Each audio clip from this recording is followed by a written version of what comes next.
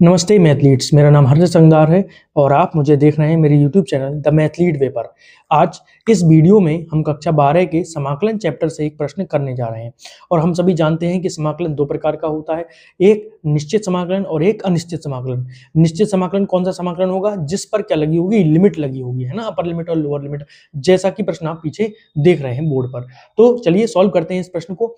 ये हमें दे रखा है कि निश्चित समाकलन है, 0 से पाई लिमिट दे रखी है और इसका हमें मान ज्ञात करना है। तो सबसे पहले इस प्रश्न को हल करने के लिए मैं यहाँ पर क्या करता हूँ, इसको लिख लेता हूँ कि i बराबर क्या दे रखा है हमको, 0 से पाई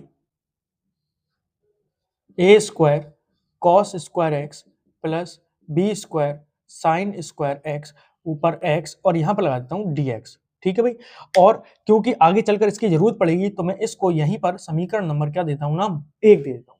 अब यहां से आगे हमने कुछ समाकलन के प्रगुण पढ़ रखे होंगे, तो उन्हीं प्रगुण का प्रयोग करके मैं यहाँ पर एक उसका गुण यूज कर रहा हूं। कौन सा? जो हमने पढ़ा था भाई, 0 से a F x D x का। और ये क्या था? तो ये लिमिट सेम रहती है, 0 से a हो जाती है, लेकिन यहाँ पर एफ एक्स की जगह a माइनस एक्स हो जाता है और साथ में dx। तो इसी का प्रयोग हम यहाँ पर करेंगे। तो यहाँ पर जब हम इसका प्रयोग करेंगे तो यहाँ पर हो जाएगा i बराबर 0 से पाई, नीचे हो जाएगा क्या, ए स्क्वायर, जहां जहां एक्स लिखा है वहां क्या कर देंगे हम, क्योंकि यहां पर ए था तो ए माइनस एक्स हो गया, यहां पर पाई है तो हो जाएगा cos square pi minus x plus B square sine square pi minus x. ऊपर क्या हो जाएगा भाई, एक्स की जगह पाई माइनस एक्स। अब आगे इसको थोड़ा सा और सॉल्व करते हैं। तो यहां से आई बराबर ये हो जाएगा 0 से पाई, ऊपर जो लिखा है पाई माइनस एक्स ऐसे ही रहेगा, नीचे हम चतुर्थांशों का प्रयोग करेंगे। हमें पता है कि जो पाई माइनस एक्स है वो हमारे दूसरे चतुर्थांश में आता है और दूसरे चतुर्थांश में केवल क्या पॉजिटिव होगा बेटा, साइन पॉजिटिव रहता है, कॉस क्या रहेगा, नेगेटिव रहेगा। लेकिन क्योंकि यहाँ पर स्क्वायर लग रहा है तो यहाँ पर सभी कैसे आएंगे, पॉजिटिव। दूसरी बात, पाई पर कोई भी बदलाव नहीं होता है, साइन साइन रहेगा, कॉस कॉस रहेगा। तो इसका मतलब ऊपर तो पाई माइनस एक्स है, नीचे ये हो जाएगा कॉस स्क्वायर एक्स ही रहेगा प्लस यहाँ पर B square sine square x ही रहेगा, है ना, ए का स्क्वायर है। और यहां पर हमने क्या लगा दिया, dx।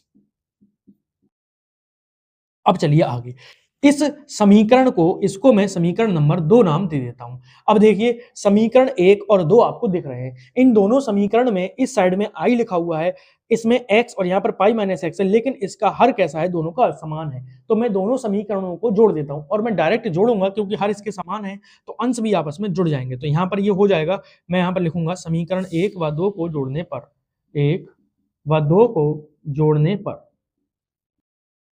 जोड़ने पर, तो जोड़ने पर हमको क्या मिलेगा कि i प्लस आई, ये हो जाएगा 2i बराबर में, जरा बताइए भाई, यहां पर जो जोड़ेंगे तो देखो ऊपर x है और यहां पर क्या है, पाई माइनस एक्स, तो मैं इसी प्रकार से लिख दूंगा। नीचे बताओ क्या हो जाएगा, नीचे दे रखा है हमें, जो हर है वो तो समान है तो एलसीएम सेम आएगा, A square cos square x plus B square sine square x और यहां पर क्या लिख दे रहे हैं हम, dx। अब देखिए x से क्या कट जाएगा, x कट जाएगा, तो यहां पर क्या बचेगा अब, 2i। अब मैं यहां पर क्या करूंगा, 2 को नीचे पहुंचा दे रहा हूं तो i बराबर हो जाएगा, ऊपर बचा केवल पाई और इंटीग्रल का साइन रह गया भाई 0 से पाई। जरा देखिए 2 कहां पहुंच जाएंगे, नीचे, तो मैंने क्या करा भाई, i बराबर यहां हो गया 1/2 होता, लेकिन देखो ऊपर केवल पाई बच रहा है तो यहां पर क्या लिख दे रहे हैं हम, पाई बटे में 2। अंदर ऊपर क्या बचेगा, केवल 1, नीचे बताओ भाई क्या बच रहा है, A square cos square x plus B square sine square x और साथ में dx। यहां तक मेरे ख्याल से आपको समझ में आ गया होगा। अब यहां से आगे सॉल्व करने के लिए हम क्या करेंगे, एक काम करने जा रहे हैं, हम इसके जो अंश है, जो सॉरी हर है, इस हर में क्या करेंगे, cos स्क्वायर एक्स से भाग करेंगे और cos स्क्वायर एक्स से गुणा करेंगे। ये दो काम हम इसके किस में करने जा रहे हैं, केवल अंश में करने जा रहे हैं, सॉरी हर में करने जा रहे हैं। तो हम कर देते हैं, मैं यहां पर लिखूंगा कि भिन्न के हर में cos स्क्वायर एक्स से गुणा व भाग करने पर। लेकिन आप याद रखना कि हमें इस सवाल को यहां पर, इस स्टेप पर याद रखना है जो हम यहां पर काम कर रहे हैं। तो मैंने यहां पर क्या किया, अंश और हर में, अंश में इसके हर में भाग कर दी। तो देखो i बराबर यहां पर क्या लिखा हुआ है, पाई बटे में 2 और यहां पर क्या है, 0 से पाई, 0 से पाई और बताओ ये आगे 1 में देखो a square cos square x, और इसको हम भाग भी किससे कर रहे हैं, कॉस स्क्वायर एक्स से, plus B square sine square x, और इसको भाग भी किससे कर रहे हैं, कॉस स्क्वायर एक्स से। अब भाग तो हमने कर दी, और यहां पर गुणा में क्या लिख देंगे, कॉस स्क्वायर एक्स। अब देखिए इससे आगे इनटू में मैं यहां पर क्या लिख देता हूं, ऊपर dx। इससे आगे देखिए 1 में cos स्क्वायर एक्स क्या हो जाएगा भाई बताओ, ये हो जाएंगे हमारे 1 में cos स्क्वायर एक्स क्या हो जाएंगे, sec स्क्वायर एक्स, और साथ में dx बटे में बताओ भाई, देखो cos स्क्वायर एक्स से cos स्क्वायर एक्स कट कर रहे हैं तो ये बचेगा केवल a square plus sign square x plus बटे में cos स्क्वायर एक्स, क्या होता है बेटा, साइन स्क्वायर एक्स बटे में cos square x, tan square x, तो ये हो जाएगा हमारा b square tan square x. और भाई यहां पर क्या है, dx हमने ऊपर लिख ही दिया। अब इसके बाद में अगला काम, क्योंकि यहां पर जो अभी लिमिट चल रही है वो 0 से पाई चल रही है, हमें अगला काम यहां पर जो याद रखना है वो है एक गुण जो हमने समाकलन के निश्चित समाकलन के पढ़े थे। कौन सा गुण पढ़ा था, कि अगर कभी भी लिमिट जो है वो 0 से 2a हो और एफ एक्स dx लिखा हो तो उसको लिमिट को आधा करने के लिए बाहर क्या लिख देते हैं, 2 लिख देंगे, और 0 से यहां पर अब लिमिट कितनी हो जाएगी a, और यहां हो जाएगा एफ एक्स dx। तो इस गुण को हमें याद रखना है और इसी का प्रयोग हम यहाँ पर कर रहे हैं। तो चलिए यहाँ पर यही काम करते हैं। अब देखो 2a की जगह यहाँ पर क्या है, पाई है, जो लिमिट है अभी कितनी है, 2a की जगह पाई है, तो इसकी अगर 2a का क्या हो जाता है, आधा, तो अगर इसका आधा करेंगे तो क्या हो जाएगा, पाई बाई 2, और आगे 2 लिख देंगे, तो पहले से पाई बाई 2 यहाँ पर लिखे हुए हैं, इनटू में अब 2 आ गए, साथ में अब जो लिमिट है वो असल में आधी हो गई, और अब क्या बचा यहाँ से बताओ, सेक स्क्वायर एक्स dx बटे में A square plus B square और टेन स्क्वायर एक्स। ठीक है भाई, अब देखो 2 से ये क्या कट गए, 2 कट गए, तो अब हमारे पास में जो आई बराबर बच गया वो कितना बच गया, पाई, और साथ में 0 से पाई बाई 2 और सेक स्क्वायर एक्स dx बटे में A square plus B square tan x या टेन स्क्वायर एक्स और साथ में dx, जो कि हमें ऊपर लिख चुके हैं हम। ठीक है भाई, चलिए अब देखो यहां से आगे अगला काम क्या है, अब हम tan x को क्या मान लेते हैं, t मान लेते हैं, तो मैंने यहां क्या करा, माना tan x बराबर t। अब जरा देखिए, अगर tan x को हम t मान लेंगे तो यहां पर हमें लिमिट भी तो बदलनी पड़ेगी, क्योंकि अभी जो लिमिट है वो 0 से पाई बाई 2 है किसकी, x की, अब वैल्यू किसकी आएगी, t की। तो यहां से देखो सबसे पहले मैं लिमिट बदलता हूं, तो यदि x बराबर, देखो पहली लिमिट कौन सी है, 0, यदि x बराबर 0 होगी तो बताओ, अगर x के 0 रख दोगे तो tan 0 का मान कितना होता है, 0, तो t का मान भी कितना आ जाएगा, 0। और यदि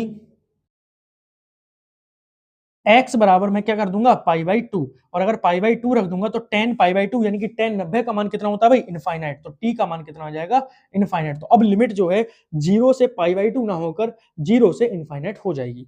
ठीक है, अब दूसरा काम क्या, मैं इसका क्या करूंगा भाई, यहां से अवकलन, और जैसे ही अवकलन करेंगे तो बताओ tan x का अवकलन क्या आएगा भाई, sec स्क्वायर x dx, और साथ में बराबर में क्या आएगा भाई, dt। अच्छा एक चीज रह गई क्या, कि हम जो इसको मानेंगे वो असल में b tan x मानेंगे, जब b tan x मानेंगे, b तो कांस्टेंट है तो b तो यहाँ पर ऐसे ही रहेगा, तो यहां से अब sec स्क्वायर x dx की जो वैल्यू आ जाएगी वो आ जाएगी dt और बटे में b।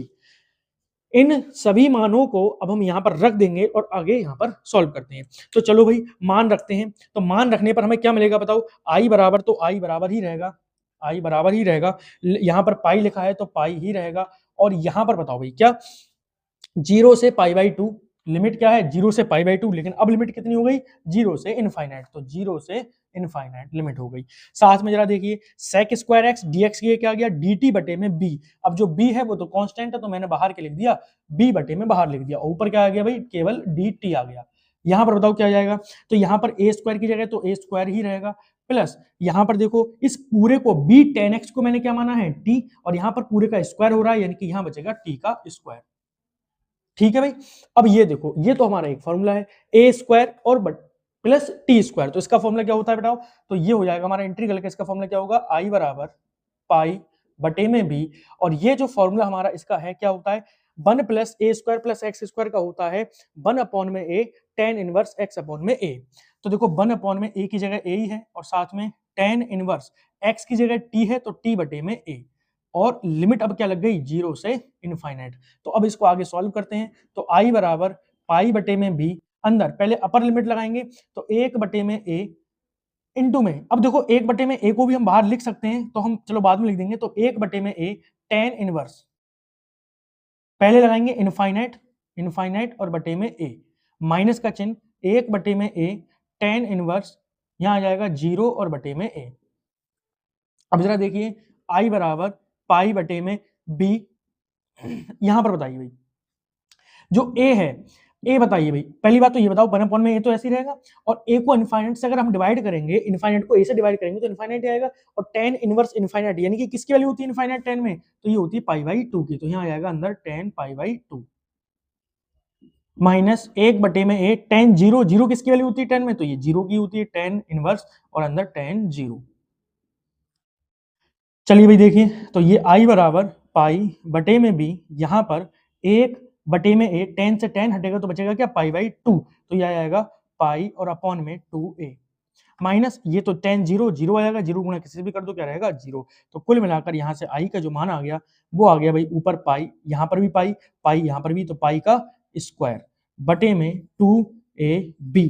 तो इस प्रकार से हमने इस इतने लेंथी सवाल को हल कर लिया है। ठीक है, तो इस प्रश्न को आप हल करके, या तो ये प्रश्न आपके उसमें 5 नंबर का आएगा या फिर 8 नंबर का आएगा, लेकिन कितने भी नंबर में आए मेरे ख्याल से आपको ये प्रश्न समझ में आ गया होगा। और अगर ये प्रश्न समझ में आ गया है तो इसी प्रकार की अन्य वीडियोस देखने के लिए आप मेरे चैनल द मैथली डे को सब्सक्राइब कर सकते हैं। अब मिलते हैं किसी अन्य वीडियोस में, तब तक के लिए धन्यवाद। मेहनत करते रहिए और खूब पढ़ाई कीजिए।